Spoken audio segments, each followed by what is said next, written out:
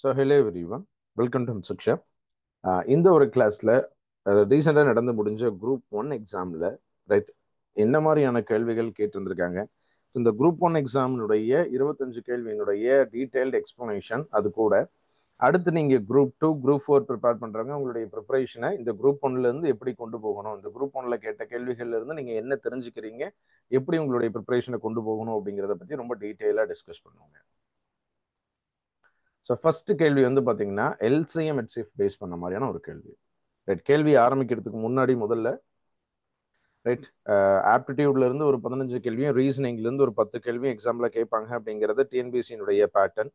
நம்மளுடைய கிளாஸ்ல அதை நம்ம மென்ஷன் பண்ணியிருப்போம். ஸோ 100% அந்த பேட்டர்ன் அவங்களே ஃபாலோ பண்ணுவாங்களாங்கிறது அவங்களுக்கே தெரியாது அப்படின்னு சொல்லிட்டு மேபி 1-2 கேள்விகள் மாறி வரலாம் அப்படின்னு நம்ம பேசியிருந்தோம். அதே மாதிரி ஆப்டிடியூட்ல இருந்து 15 கேள்விகள் கேட்கல, 17 கேள்விகள் கேட்டிருந்திருக்காங்க.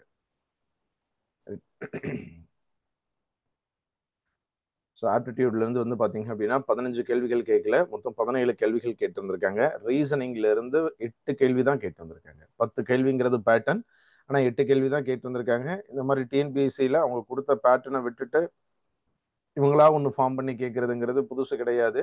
மேக்ஸை பொறுத்த வரைக்கும் நான் சொல்கிறேன், லாஸ்ட் ஒரு 10 இயர்ஸில் வந்து பார்த்தீங்க அப்படின்னா டிஎன்பிஎஸ்சியில் மேக்ஸுக்குன்னு என்ன சிலபஸ் கொடுத்துருக்காங்களோ அதில் வந்து மட்டுமே இது வரைக்கும் கொஷின் 25மே ஃப்ரேம் ஆனது கிடையாதுங்க.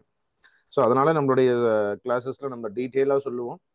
ஸ்கூல் புக்கில் இருக்கக்கூடிய கண்டென்ட் என்னென்ன டாபிக் இருக்கோ அது எல்லாமே நம்ம கிளாஸாக ப்ரொவைட் பண்ணியிருப்போம். அது எல்லாமே படிக்கணும். வெறும் சிலபஸில் கொடுத்துருக்க ஆப்டிடியூட்ல ஒரு 10 டாபிக், ரீசனிங்கில் ஒரு 6 டாபிக், அது மட்டுமே போதாது அப்படின்னு சொல்லியிருப்போம்.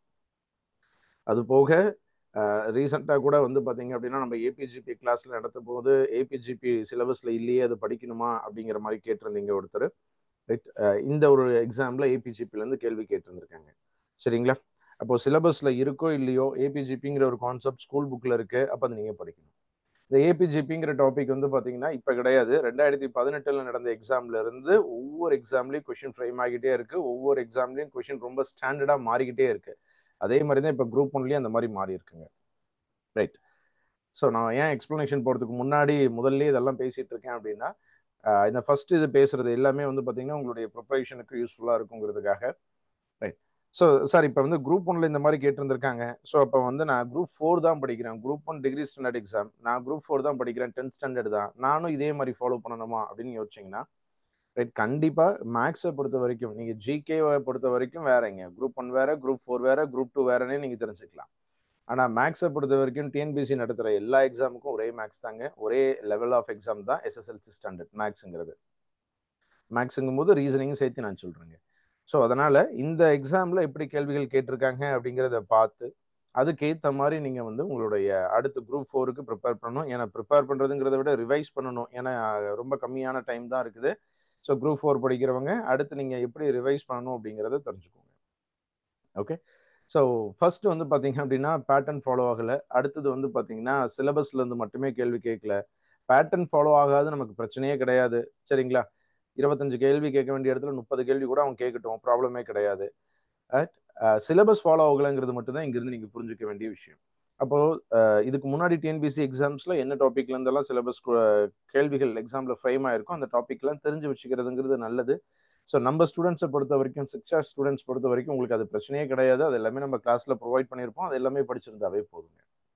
ரைட் சார், இப்போ இந்த டாபிக் இந்த குரூப் 1ல கேட்ட கேள்வி என்னென்ன டாபிக்ல இருந்து கேள்வி கேட்டிருக்காங்களோ அதே மாதிரி தான் குரூப் 4ல கேள்விகள் வருமா அப்படின்னா, நான் திரும்பவும் சொல்ற அதே விஷயம் தான். அது டிஎன்பிஎஸ்சினாலேயே சொல்ல முடியாதுங்க. நீங்க அவங்களே கூப்பிட்டு கேட்டா கூட அதே மாதிரி தான் நாங்கள் கேள்வி கேட்போங்கிறது அவங்களுக்கே தெரியாது.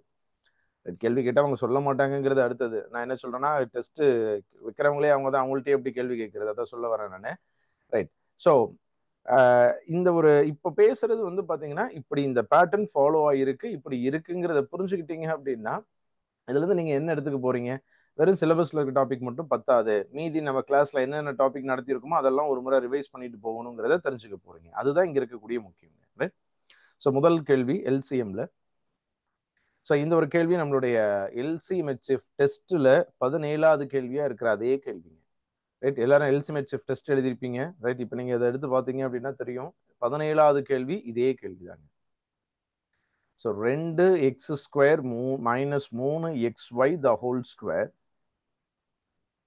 minus 4x minus 6y the whole cube, 8x cube minus 27y cube. இந்த மூணுனுடைய எல்சிஎம் கேட்குறாங்க. ஒரு பாலினாமியல் பல்லுறுப்பு கோவைகள்ல எல்சிஎம் இருந்துச்சு அப்படின்னாவே அது ஃபார்முலா படி இருக்கா, இல்ல குவாட்ரட்டிக் ஈக்குவேஷன் படி இருக்கா, இல்ல காமனான டேர்ம் அதில் இருக்காங்கிறத பார்த்து வெளியே எடுத்து ஆன்சர் பண்ணணும். முதல்ல அதை ஒர்க் அவுட் பண்ணலாம். இந்த ஃபர்ஸ்ட் டேர்ம்ல இதுல எக்ஸ் ஸ்கொயர் இருக்கு, இதுல எக்ஸ் இருக்கு, எக்ஸ் காமனா இருக்கு, வெளியே எடுத்துடலாமா?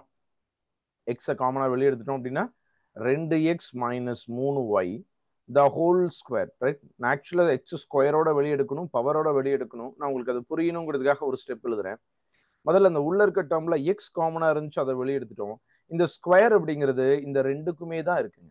அப்ப இந்த ஸ்கொயரை உள்ள எழுதும் பொழுது X square 2x minus 3y the whole square. எல்லாருக்கும் புரியுதுங்களா? அதே மாதிரி இதுல காமனா 2 இருக்கு, 2 வெளியே எடுத்துடலாம். வெளியே எடுத்துட்டோம் அப்படின்னா 2x மைனஸ் 3y, அந்த கியூப் அப்படிங்கிறது பவர்ல எல்லாத்துக்குமே இருக்கு. இப்ப இண்டிவிஜுவலா பவர் எழுதலாம். 2 cube into 2x minus 3y the whole cube. அடுத்து இது ஃபார்முலா படி இருக்கு. என்ன ஃபார்முலா இருக்கு அப்படின்னா 2x the whole cube minus 3y the whole cube அப்படிங்கிற a cube minus b cube ஃபார்மேட்ல இருக்கா, ரைட்? அப்ப அதை எக்ஸ்பேண்ட் பண்ணி எழுதலாம். a மைனஸ் b, ஏங்கிறது 2x, bங்கிறது 3y. அடுத்து a square 4x square plus ab 6xy plus b square 9y square, right? இப்போ எல்லாத்தையும் அப்ளை பண்ணியாச்சு. எல்சிஎம் வேணும் அப்படின்னா இருக்கிறதுல எல்லா டேர்முமே எழுதணும், அதுல பவர்ல அதிகமானது எடுத்து எழுதணும். 2ங்கிறது ஒன்று மட்டும்தான் இருக்கு, அதனுடைய பவர்ல அதிகமானது 3. எக்ஸுங்கிறது பவர்ல அதிகமானது எக்ஸ் ஸ்கொயர், 2x மைனஸ் 3yல பவர்ல அதிகமானது cube, 4x square plus 6xy plus 9y ஸ்கொயர்ல பவர்ல அதிகமானதுங்கிறது ஒன்று கிடையாது. ஸோ இதுதான் இதனுடைய LCM. Answer option B, 2 cube x square 2x minus 3y the whole cube 4x square plus 6xy plus 9y square அப்படிங்கிறது ஆன்சர். இந்த 2 கியூபை வெளியே வந்துச்சுங்கிற அந்த ஸ்டெப்லேயே 2 கியூபை வச்சு ஆன்சரும் பண்ணிட முடியுது, ரைட்? எல்லாருக்கும் புரிஞ்சிருக்கும்னு நினைக்கிறேங்க. இதை நம்ம ஸ்டூடெண்ட்ஸை பொறுத்த வரைக்கும் பெருசாக டிஃபிகல்ட்டே கிடையாது. நான் டெஸ்ட்டோட எக்ஸ்ப்ளனேஷன்ஸ்லேயே நான் கொடுத்துருப்பேன். எக்ஸாமில் கேள்வி டிஃபிகல்ட்டாக கேட்டாங்க அப்படின்னா இந்த மாதிரியான கேள்வி எக்ஸ்பெக்ட் பண்ணலான்ட்டு. இந்த பாலினாமியல் ஃபார்முலா அப்ளை பண்ணுறதுல இதை விட டிஃபிகல்ட்டான கேள்வியே ஒன்று கிடையாதுன்னு நம்ம நடத்தியிருக்கோங்க. அடுத்து 2வது கேள்வி, ரைட்? நான் கண்டினியூஸாக வந்து பார்த்தீங்க அப்படின்னா ஒவ்வொரு டாபிக்ல இருந்தும் ஆர்டராக என்ன கேள்விகள் கேட்டிருக்காங்கிறத அரேஞ்ச் பண்ணி கொடுத்துருக்கேன், ரைட்? 2வது கேள்வி வந்து பார்த்தீங்கன்னா 3:4:5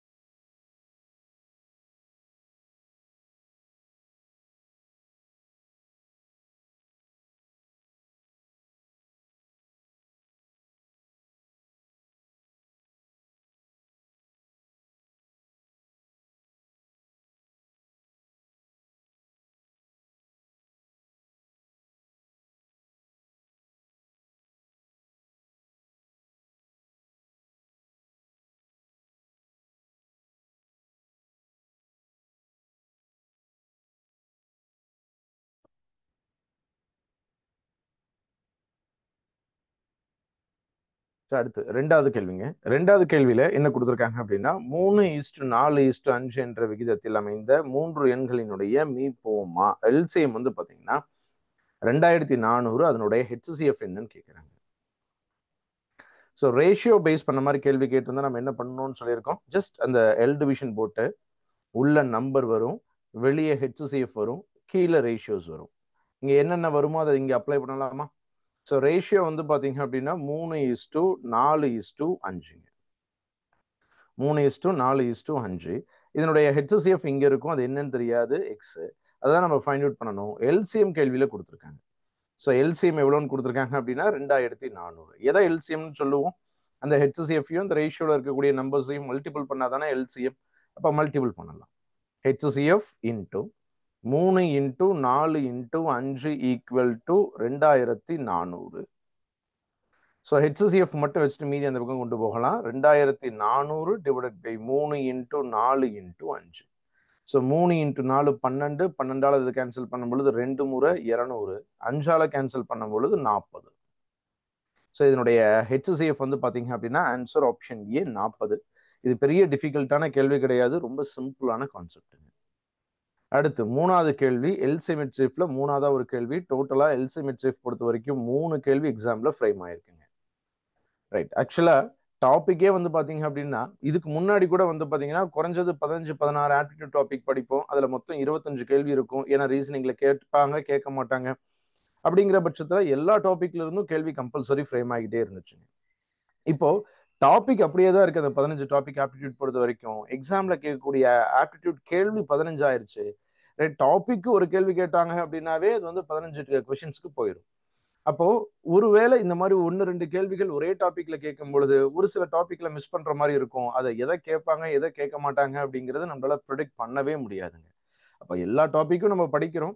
அதுல என்ன டாபிக் என்ன கேள்வி கேட்கறாங்களோ அதுக்கு ஏற்ற மாதிரி நம்ம ஆன்சர் பண்ணிக்கிறோம். சரிங்களா? இப்போ நல்லா ஞாபகம் வச்சுக்கோங்க. இதுல எல்சிஎம் HCFல 3 கேள்வி கேட்டாங்க அப்படிங்கறதுனால குரூப் 4ல எல்சிஎம் HCF ரொம்ப இம்பார்ட்டன்ஸ் கொடுத்து கேட்பாங்கிறது 100% ஷூரிட்டி கிடையாதுங்க. வேற டாபிக் கேட்கலாம் அதிக இம்பார்ட்டன்ஸ். இப்போ இதுல கேட்காத டாபிக் புதுசா கூட அதுல கேட்கலாம். ரைட்? ஓகே. ஸோ மூணாவது கேள்விங்க. ஏபி அப்படிங்கிற 2 நம்பர் இருக்குங்க. அதனுடைய HCF வந்து பாத்தீங்க அப்படின்னா 15. ரைட். ஏபி ரெண்டுமே வந்து பாத்தீங்கன்னா ஒரு 2 டிஜிட் நம்பர்னு சொல்லியிருக்காங்க. இந்த மாதிரி எத்தனை ஜோடி நம்பர்ஸ் இருக்கு அப்படிங்கிறது கேள்வி. ரைட். நம்ம பேர் கண்டுபிடிக்கிற மாதிரியான கேள்விகள் நம்மளுடைய எல்சிஎம் HCF டாபிக்ல நம்ம படிச்சிருப்போம். ஞாபகம் இருக்கும்னு நினைக்கிறேன். கோ பிரைமை வச்சு ஆன்சர் பண்ணுவோம். ரைட். அதே மாதிரி இங்க அந்த நம்பர்ஸ் கேள்வியில கொடுக்கல, நம்ம தான் ஃப்ரேம் பண்ண போறோம். 2 நம்பர்னுடைய HCF வந்து பாத்தீங்க அப்படின்னா 15. ரைட். அந்த 2 நம்பர் ஏபிங்கிற நம்பர்னு சொல்லியிருக்காங்க. நல்லா ஆரம்பத்திலே இதை புரிஞ்சுக்கோங்க. ஏபிங்கிற 2 வேற வேற வித்தியாசமான எழுத்துக்கள் கொடுத்துருக்கனால 2 நம்பரும் ஒரே நம்பர் கிடையாது, வேற வேற நம்பர். புரிஞ்சுக்க முடியுது இல்லைங்களா? ரைட். என்னென்ன நம்பர் எல்லாம் ஈரிலக்க எண்கள் 2 டிஜிட் நம்பர்ல இருக்கும் அப்படின்னு பார்த்தோம்னா அதுல ஒரு நம்பர் வந்து 15னுடைய அதாவது அதனுடைய HCF 15 அப்படின்னா கண்டிப்பா அந்த 2 நம்பரும் 15னுடைய மடங்குகளாக தான் இருக்கும். அப்பதான் அதனுடைய HCF 15ஆக வரதுக்கு வாய்ப்பு. அப்ப 15னுடைய மடங்குகளாக என்னென்ன நம்பர் 2 டிஜிட்ல இருக்குன்னு எழுதுறேன். 15, 15க்கு அப்புறம் 30, 45, 60, 75, 90, அடுத்து 105ங்கிறது 3 டிஜிட் நம்பர்ல போயிடுங்க. அப்ப இதனுடைய காம்பினேஷன்ல இந்த கண்டிஷனுக்குள்ள HCF 15 வர மாதிரி எவ்வளவு காம்பினேஷன்ஸ் இருக்குங்கிறத நம்ம எழுத போறோம். ரைட். ஸோ 15, 30 அப்படிங்கிறது ஒரு இணைங்க, ஒரு ஜோடிங்க, ஒரு பேருங்க. ஸோ கேள்வியில HCF 15 இருக்கணும் அப்படின்னு சொல்லியிருக்கனால ஒண்ணு அந்த 2 நம்பரும் 15னுடைய மடங்குகளாக இருக்கும். அப்பதான் HCF 15ஆக இருக்குங்கிறது ஒண்ணு. அடுத்து ரெண்டாவது அதுல மிகச்சிறிய நம்பர் 15 வந்துருச்சு அப்படின்னா அது கண்டிப்பா அது 15னுடைய மடங்காகவே தான் இருக்கிறனால மிகச்சிறிய நம்பர் தான் HCF ஆக இருக்கும். அது ஒரு கண்டிஷன். ரெண்டாவது அந்த 2 நம்பருடைய டிஃபரன்ஸ் வந்து 15ஓ 15னுடைய மல்டிபிள்ஸோ வந்துச்சு அப்படின்னாலுமே அதனுடைய HCF 15ஆக வந்துருங்க. நான் திரும்ப ரிப்பீட் பண்றேன். 3 கண்டிஷனுங்க. ஒண்ணு ரெண்டுமே 15னுடைய மல்டிபிள் அப்படிங்கிறது ஒண்ணு. ரெண்டாவது அதுல சின்ன நம்பர் 15ஆ இருந்துச்சு அப்படின்னா அதனுடைய HCF கண்டிப்பா 15 தான். மூணாவது அந்த 2 நம்பருடைய டிஃபரன்ஸ் 15ஓ 15னுடைய மல்டிபிளோ இருந்துச்சு அப்படின்னா HCF 15 வந்துருங்க. ரைட். இதெல்லாம் 15 HCF கொடுக்கக்கூடிய எண்கள் அப்படின்னு பார்த்தோம்னா 15, 45. சார் இது ரெண்டுக்கும் டிஃபரன்ஸ் 15 கிடையாதுங்க. ஆனா 30ங்கிறது 15னுடைய மடங்கு தான். ஆல்ரெடி சின்ன நம்பரே 15ஆ வந்துருச்சுங்க. அப்ப அதுவே தான் அதனுடைய HCF ஆக இருக்கும். அடுத்து 15,60 4வது, 15,75 5வது, 15,90 5 ஜோடிகள் கிடைச்சிருச்சுங்க. 6வது ஜோடி 30,45 7வது ஜோடி 30,60 வரதுக்கு வாய்ப்பு இல்லை. ஏன்னா 30க்கும் 60க்கும் மிகச்சிறிய நம்பர் 30, வித்தியாசமும் 30. அப்ப HCF 30ஆக தான் இருக்கும், 15ஆக வராது. அப்போ 30,75. அடுத்து 8வது 30,90 வரதுக்கு வாய்ப்பு இல்லை. ஏன்னா 30வும் மிகச்சிறிய நம்பர் 30, ரெண்டு நம்பருக்கான வித்தியாசம் 60, அது 30னுடைய மடங்கு. அப்ப HCF 30ஆக தான் இருக்கும், 15ஆக இருக்காது. ரைட்? இப்ப 30ல அவ்வளவுதான் முடிஞ்சிச்சு. 30க்கு அப்புறம் பார்த்தோம் அப்படின்னா 45 வச்சு செக் பண்ணலாம். 45,60 45,75 அடுத்து 10வது 45,90 வராது. ஏன்னா மிகச்சிறிய நம்பர் 45, அது ரெண்டு நம்பரும் 45னுடைய வித்தியாசம் 45 தான். ஸோ அப்போ HCF 45 தான் வருங்க. அடுத்து 60,75 60,90 வராது. ஏன்னா பேசின அதே தான், வித்தியாசம் 30, ரெண்டுமே 30னுடைய மடங்கு. அப்ப HCF 30ஆக தான் இருக்குங்க. 75,90 மொத்தம் எத்தனை ஜோடிகள் இருக்கு அப்படின்னா 11 ஜோடிகள் இருக்கு. ஆன்சர் ஆப்ஷன் ஏ. இதுல ஏன் 15,15 எடுத்துக்கல அப்படின்னா ரெண்டுமே வேற வேற எண்கள் ஏபின்னு கொடுத்துருக்காங்க. ரைட்? ஏபிங்கிறது கொடுத்துருக்காங்க. அப்ப ரெண்டுமே டிஃப்ரெண்ட் நம்பர்ஸ். அப்ப டிஃப்ரெண்ட் நம்பர்ஸே யூஸ் பண்ணிக்கிறோங்க. மொத்தம் 11 ஜோடிகள் இந்த கண்டிஷன்ல இருக்கு. ஸோ எல்சிஎம்ல பொறுத்த வரைக்கும் கிட்டத்தட்ட 3 கேள்விகள் இந்த ஒரு எக்ஸாம்ல ஃப்ரேம் ஆயிருக்குங்க. அடுத்து 4வது கேள்வி. ஸோ 4வது கேள்வி வந்து பாத்தீங்கன்னா நம்மளுடைய மாடல் டெஸ்ட்ல நம்ம தனி வட்டிக்கும் கூட்டு வட்டிக்கும் இருக்கக்கூடிய டிஃபரன்ஸ் 3 வருஷத்துல இருக்க மாதிரி ஒரு கேள்வி கொடுத்துருப்போம். ரைட்? கம்பல்சரி இதை எக்ஸ்பெக்ட் பண்ணலாம். அதனாலதான் வந்து பாத்தீங்க அப்படின்னா நம்ம மாடல் டெஸ்ட் எழுதுனவங்க எல்லாருக்கும் தெரிஞ்சிருக்கும். முதல் டெஸ்ட்லயே வந்து பாத்தீங்க அப்படின்னா உங்களுக்கு தனி வட்டிக்கும் கூட்டு வட்டிக்கும் இருக்கக்கூடிய வித்தியாசம் 3 வருஷத்துல கொடுத்துருந்தோம். அதே மாதிரியான கேள்வி ஒன்று ஃப்ரேம் ஆயிருக்குங்க. ஸோ இதனுடைய formula sum equal to difference into 100 cube 100 கியூபா 100 இன்டூ 100ன்னு எழுதிக்கிறேன், divided by 300 plus R into R square அப்படிங்கிறது ஃபார்முலா. ஸோ டிஃபரன்ஸ் கொடுத்துருக்காங்க 183 இன்டூ 100 கியூப் அப்படிங்கிறது 100 இன்டூ 100 இன்டூ 100ன்னு எழுதிக்கலாம், டிவைடட் பை 300 அப்படிங்கிறது பிளஸ் ஆர் அப்படிங்கிறது 5. 300 இன்டூ 5 பிளஸ் 5 அப்படிங்கிறது 305. ஆர் ஸ்கொயர் அப்படிங்கிறது 25. டைரக்டா எழுதிட்டேன் நான். ரைட்? இங்க இதை கேன்சல் பண்ணோம் அப்படின்னா 25ஆலேயே 4 முறை, 5ஆல கேன்சல் பண்ணோம் அப்படின்னா இது 20 முறை, இது 61 முறை, 61ஆலேயே இதை கேன்சல் பண்ணிட்டோம் அப்படின்னா 3 முறை. So 3 into 2 6, 6 into 4 24. மீதி இருக்க 3 ஜீரோவையும் சேர்த்து எழுதிக்கலாம். ஸோ மொத்தத்தை அந்த அசல் வந்து பாத்தீங்க அப்படின்னா 24,000 அப்படிங்கிறது ஆன்சருங்க. ரைட்? ஸோ 5வது கேள்வி. ஸோ 5வது கேள்வி வந்து 4வது கேள்வியும் 5வது கேள்வியும் தனி வட்டி கூட்டு வட்டியில கேட்டிருந்திருக்காங்க. ரைட்? 1, 2க்கான டிஃபரன்ஸ். இன்னொன்னு வந்து பாத்தீங்க அப்படின்னா தனி வட்டியே கூட்டு வட்டி லாஜிக்ல கேட்டிருக்காங்க. என்னன்னா 15,600 ஒரு அமௌண்டா வச்சிருக்காங்க. அதுக்கு 10% தனி வட்டியில முதலீடு செஞ்சிருக்காங்க. ஒவ்வொரு 2வது வருஷமும் அந்த 2 வருஷத்தினுடைய வட்டி வந்து பாத்தீங்க அப்படின்னா அசல் கூட சேர்ந்துருதுன்னு சொல்லியிருக்காங்க. அப்ப 2வது வருஷத்துல ரைட் எடுத்து அப்ளை பண்ணலாமா?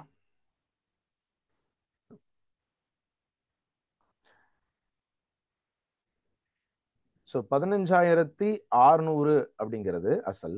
2 வருஷத்துக்கு 10% ரேட் ஆஃப் இன்ட்ரெஸ்ட்டுக்கு எவ்வளவு வட்டின்னு பார்க்குறோம். என்ன எழுதியிருக்கேன் அப்படின்னா தனி வட்டிக்கான ஃபார்முலாவை தான் எழுதியிருக்கேன். SI ஈக்குவல் டு PNR/100ங்கிற கான்செப்ட். இந்த 2 ஜீரோக்கு இந்த 2 ஜீரோ கேன்சல் பண்ணிடலாம். 1,156 2ஆல பெருக்கும் பொழுது ஸோ 312 ஒரு ஜீரோ சேர்த்தும் பொழுது 3,120 அப்படிங்கிறது முதல் 2 வருஷத்துல இருக்கக்கூடிய வட்டி. அந்த வட்டியை இந்த 15,600 கூட சேர்த்திக்க போறோம். அதுதான் கேள்வியில சொல்லியிருக்காங்க. சேர்த்திக்கிட்டோம் அப்படின்னா 18,720ன்னு மாறிடுச்சு அசல். இந்த 18,720க்கு அடுத்த 2 வருஷத்துக்கு, ஏன்னா மொத்தம் 4 வருஷம் இல்லைங்களா, அடுத்த 2 வருஷத்துக்கு எவ்வளவு வட்டி வருதுன்னு பாக்குறோம். இந்த 2 ஜீரோக்கு இந்த 2 ஜீரோவை கேன்சல் பண்ணிடலாம். ரைட்? 1872 2ஆல மல்டிபிள் பண்ணும் பொழுதுங்க 3,744.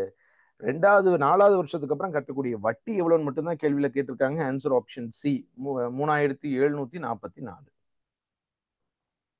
ரைட்? 6வது கேள்வி. ஸோ ரேஷியோ பேஸ் பண்ண மாதிரியான கேள்வி. ரேஷியோல பொறுத்த வரைக்கும் 2 கேள்வி டைரக்டா ரேஷியோல இருந்தும், ஒரு கேள்வி ரேஷியோவும் பர்சன்டேஜும் சேர்ந்த மாதிரியான ஒரு கேள்வியாகவும் கேட்டிருந்திருக்காங்க. ரைட். 6வது கேள்வி வந்து பாத்தீங்க அப்படின்னா எக்ஸ் இஸ் டு 7:5, அடுத்தது எக்ஸ் 8:y, அடுத்தது 7:17:5. இதே மாதிரியான கேள்வி நம்மளுடைய டெஸ்ட்ல நம்ம கொடுத்து வந்திருப்போம். ரைட். இந்த ரெண்டும் ஒரு ரேஷியோவில் இருக்க போகுது, அதே ரேஷியோவில் தான் எல்லாமே இருக்க போகுது, அதனால தான் எல்லா ரேஷியோவும் ஈக்குவல்னு கொடுத்துருக்காங்க. அப்போ இதை சிம்பிளிஃபை பண்ணி முதல்ல ரேஷியோ எழுதலாம். 3.5 சிம்பிளிஃபை பண்ணோம் அப்படின்னா 2:5. அப்போ எல்லாமே 2:5 தான் இருக்க போகுதுங்க.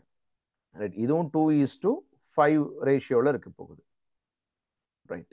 அப்போ 2 ரேஷியோவில் இருக்கக்கூடியது எக்ஸ், அப்போ 8. அப்போ 2x அப்படிங்கிறது 8னா எக்ஸோடைய வேல்யூ 4. அப்போ ஒய்யோடைய வேல்யூ சொல்லிட முடியுமா? ஒய் அப்படிங்கிறது 5xல இருக்கக்கூடியது. அப்போ 5 × 4 20 அப்படிங்கிறது ஒய்யினுடைய மதிப்பு. அதே மாதிரி எக்ஸுக்கு எழுதலாம். இங்க 7.5x ரேஷியோவில் இருக்கக்கூடியது தான் 5 ரேஷியோவில் இருக்கக்கூடியது தான் 7.5ன்னு சொல்லுவோம். அப்போ 5x அப்படிங்கிறது தான் 7.5 அப்படின்னா எக்ஸோடைய வேல்யூ 1.5. அப்போ இங்கே எழுதலாம் எக்ஸோடைய வேல்யூ 2x. அப்போ 2 × 1.5 3. அப்போ இங்கே எக்ஸோடைய வேல்யூ 3ன்னு ஃபைண்ட் அவுட் பண்ணிட்டோம், ஒய்யோடைய வேல்யூ 20ன்னு ஃபைண்ட் அவுட் பண்ணிட்டோம். அதுக்கு ரேஷியோ கேட்குறாங்க. 3:20ங்கிறது ஆன்சர் ஆப்ஷன் சி. ரைட். 6வது கேள்வியினுடைய ஆன்சர் 3:20. அடுத்து 7வது கேள்வி ரேஷியோலயே ரொம்ப சிம்பிளான கேள்விங்க. கியூ 1600 ஒரு காசை PQ 2 பேரும் பிரிச்சுக்கிறாங்க. என்ன ரேஷியோல பிரிச்சுக்கிறாங்க அப்படின்னா 5:3. கியூனுடைய ஷேர் எவ்வளோன்னு கேட்குறாங்க. அப்போ கியூனுடைய ஷேரை கியூக்கு 3 டிவைடட் பை இது ரெண்டையும் ஆட் பண்ணோம் அப்படின்னா 8 × 1600 அப்படிங்கிற அமௌண்ட்டை பிரிச்சுக்கிறாங்க. 8ஆல் கேன்சல் பண்ணும்பொழுது 200. 200 × 3 600 அப்படிங்கிறது கியூனுடைய ஷேர். Answer option B. இந்த ரெண்டு கேள்வியும் டைரக்டா ரேஷியோல இருந்து இருந்துச்சு. இந்த ஒரு கேள்வி வந்து பாத்தீங்க அப்படின்னா ரேஷியோவும் பர்சன்டேஜும் கம்பைன் ஆன மாதிரி இருந்திருக்கு. இதுக்கு முன்னாடி பார்த்த எந்த கேள்விகளும் நீங்க தப்பு பண்ற அளவுக்கு வாய்ப்பே கிடையாது. மேபி இந்த கேள்வி உங்களுக்கு போட தெரியாம இருந்திருக்கலாம். ரைட். இந்த ஒரு கேள்வி ரொம்ப புதுசாவே கேட்டிருந்திருக்காங்க எக்ஸாம்ல. சரிங்களா? இந்த ஒரு கேள்வி ரொம்ப புதுசாவே எக்ஸாம்ல ஃப்ரேம் ஆயிருந்திருக்கு. ரைட். என்னங்கிறது பார்ப்போம். இப்ப ஏபிசி அப்படிங்கிற 3 பேத்தினுடைய சேலரியை கூட்டணும் அப்படின்னா 33,300. ஏபிசி 3 பேத்தினுடைய சம்பளத்தையும் கூட்டணும் அப்படின்னா 33,300. இந்த 3 பேரும் எவ்வளவு செலவு பண்றாங்க அப்படின்னா ஏபிசி அவங்களுடைய சம்பளத்துல ஏ வந்து 80%, பி வந்து 85%, சி வந்து 75% செலவு பண்றாங்க. ரைட். அப்போ இது இவங்கெல்லாம் செலவு பண்றாங்க அப்படின்னா மீதி எவ்வளவு சேமிப்பாங்கன்னு சொல்லிட முடியுமா? அவங்களுடைய சேவிங்ஸ் எவ்வளவு இருக்கும்? 80% செலவு பண்ணிட்டாங்கன்னா 20% சேவ் பண்ணுவாங்க. 85% செலவு பண்ணிட்டாங்க அப்படின்னா 15% சேவ் பண்ணுவாங்க. 75% செலவு பண்ணிட்டாங்க அப்படின்னா மீதி இருக்கக்கூடிய 25% 100ல கழிச்சு சொல்லிட்டு இருக்காங்க. 25% சேவ் பண்ணுவாங்க. அவங்களுடைய சேமிப்புக்கான ரேஷியோ கேள்வியில சொல்லியிருக்காங்க 7:6:9. இப்போ அது கூட அதை ஈக்குவல் பண்ணி பியினுடைய சம்பளத்தை கண்டுபிடிக்க போறோம். எப்படி எழுதலாம் அப்படிங்கிறது பாருங்க. இப்போ ஏவினுடைய சேவிங்ஸ் 20% தெரியும் நமக்கு. அது ரேஷியோல 7ன்னு சொல்லியிருக்காங்க. அந்த ரேஷியோ கூட ஈக்குவல் பண்ண போறோம். எப்படி அப்படின்னா ஏவினுடைய 20% அப்படிங்கிறது 7 அப்படிங்கிற ரேஷியோவை டோட்டலா வேல்யூவோட எழுதும் பொழுதுங்க எல்லாத்தையும் இதை ஆட் பண்ணி எழுதுவோம். ஸோ 6ஐயும் 7ஐயும் ஆட் பண்ணோம் அப்படின்னா 13ஐயும் 9ஐயும் ஆட் பண்ணோம் அப்படின்னா 22. 7 டிவைடட் பை 22. ரைட். இதை சிம்பிளிஃபை பண்ணோம் அப்படின்னா 5 முறை ஏ ஈக்குவல் டு இந்த 5 மேலே போச்சு அப்படின்னா 35 டிவைடட் பை 22. இது ஏவினுடைய ரேஷியோங்க. அடுத்து பிக்கு பியினுடைய 15% அப்படிங்கிறது 6/22. இதை சிம்பிளிஃபை பண்ணோம் அப்படின்னா 3, இது ஒரு 20 முறை. இப்போ பி ஈக்குவல் டு தலைகீழ போய் அந்தாண்ட பெருக்கணும் அப்படின்னா 6 × 20 120. ரைட். 66. இது என்ன சிம்பிளிஃபை பண்ண முடியும்? 3ஆலே சிம்பிளிஃபை பண்ணோம் அப்படின்னா 40 டிவைடட் பை 22.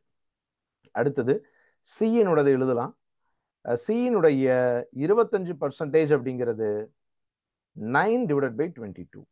இதை கேன்சல் பண்ணோம் அப்படின்னா 4 டைம்ஸ். அப்போ சி இந்த 4 மேலே போச்சு அப்படின்னா 9 × 4 36 டிவைடட் பை 22. ரைட். இப்போ இங்கே எழுதலாம் A:B:C சம்பளத்தினுடைய இன்கம்னுடைய ரேஷியோவை இப்போ நம்ம கண்டுபிடிச்சிட்டோம். எப்படி கண்டுபிடிச்சிருக்கோம் அப்படின்னா ஏ வந்து 35/22, பி வந்துட்டு 40/22, சி வந்து 36 டிவைடட் பை 22. இப்போ நம்ம என்ன பண்ண போறோம் அப்படின்னா இந்த 22 விட்டுறலாம், மேலே இருக்கிறது மட்டும் ஈக்குவல் பண்ணிக்கலாம். ஸோ ஏவோடைய சம்பளம் 35x ரேஷியோவா சொல்லணும் அப்படின்னா பியினுடைய சம்பளம் 40x, சியினுடைய சம்பளம் 36x ஈக்குவல் டு 33,300. இதெல்லாம் ஆட் பண்ணோம் அப்படின்னா 111x ஈக்குவல் டு 33,300. எக்ஸோடைய வேல்யூ 300. இப்ப பியினுடைய வருமானம் கேட்கிறாங்க. பியினுடைய வருமானம் 40x. அப்ப 40 இன்ட்டு 300 இன்ட்டு 300. 4 இன்ட்டு 3 12. அதுக்கப்புறம் இந்த 2 ஜீரோவும் சேர்த்திக்கலாம். ஸோ 12,000 அப்படிங்கிறது ஆன்சர் ஆப்ஷன் டி. ரைட். 8வது கேள்வியினுடைய ஆன்சர் ஆப்ஷன் டி 12,000. ரைட். இந்த கான்செப்ட் எப்படி போட்டிருக்கோங்கிறத பாருங்க. இந்த லாஜிக் நல்லா புரிஞ்சுக்கிட்டீங்க அப்படின்னா இனி வரக்கூடிய எக்ஸாம்ஸ்ல இந்த மாதிரி கேள்விகள் ஃப்ரேம் ஆச்சு அப்படின்னா எப்படி ஈக்குவல் பண்ணணும், எப்படி ஒர்க் அவுட் பண்ணணுங்கிற ஒரு ஐடியாக்கு இது யூஸ்ஃபுல்லா இருந்திருக்குங்க. ரைட். ஸோ அடுத்த கேள்வி போகலாம். 9வது கேள்வி பர்சன்டேஜ்ல. ரைட். இதை நம்ம இந்த கேள்வி நம்ம பர்சன்டேஜ்ல கொடுத்துருக்கனால பர்சன்டேஜ்லயும் எடுத்துக்கலாம், ரேஷியோல கொடுத்துருக்கனால ரேஷியோலையும் எடுத்துக்கலாம். அதனால தான் நான் ரேஷியோ டாபிக்ல டைரக்டா ரேஷியோல இருந்து 2 கேள்வி, பர்சன்டேஜ்ல இருந்து 2 கேள்வி, இந்த ஒரு கேள்வி எக்ஸ்ட்ரா பர்சன்டேஜ் ரேஷியோவும் கலந்த மாதிரி ஒரு கேள்வியாக இருந்திருக்குங்க. அடுத்த 2 கேள்விகள் வந்து பாத்தீங்கன்னா பர்சன்டேஜ்ல கேட்டிருந்திருக்காங்க. அகிலா அப்படிங்கிறவங்க 80% மார்க் வாங்கியிருக்காங்க, 576 மார்க் வாங்கியிருக்காங்க. அவங்களுடைய மேக்சிமம் எக்ஸாமினுடைய மார்க் எவ்வளோன்னு கேட்குறாங்க. ரொம்ப டைரக்ட் கொஸ்டின். 80% மார்க் வாங்கியிருக்காங்க, அதுதான் 576. அப்போ 100% எவ்வளோன்னு கண்டுபிடிக்க சொல்லி கேட்குறாங்க. கிராஸ் மல்டிபிள் பண்ணிடலாமா? 576 into 100 divided by 80 equal to x. 20ஆல கேன்சல் பண்ணும்பொழுது 5 முறை, இது 4 முறை. 4ஆல கேன்சல் பண்ணோம் அப்படின்னா 144. 144ல 5ஆல பெருக்கும் பொழுது 720 அப்படிங்கிறது மொத்த எக்ஸாமினுடைய total mark. Answer option A. ரொம்ப டைரக்ட் கொஸ்டினுங்க. 10வது கேள்வி ரொம்ப ரொம்ப இம்பார்ட்டன்டான கேள்விங்க. ரைட். இந்த மாதிரியான கேள்வி நம்ம கிளாஸ்ல ஒன்று பர்சன்டேஜ்ல பார்த்துருப்போம். இந்த பாஸ் மார்க் ஃபெயில் மார்க்கை வச்சுக்கிட்டு உங்களுக்கு நல்லா ஞாபகம் இருக்கும்னு நினைக்கிறேன். ஸோ என்ன கேள்வி அப்படின்னா, பீட்டர் அப்படிங்கிறவர் ஒரு எக்ஸாம்ல அதிக மதிப்பெண்ல 30% மார்க் வாங்கியிருக்காரு.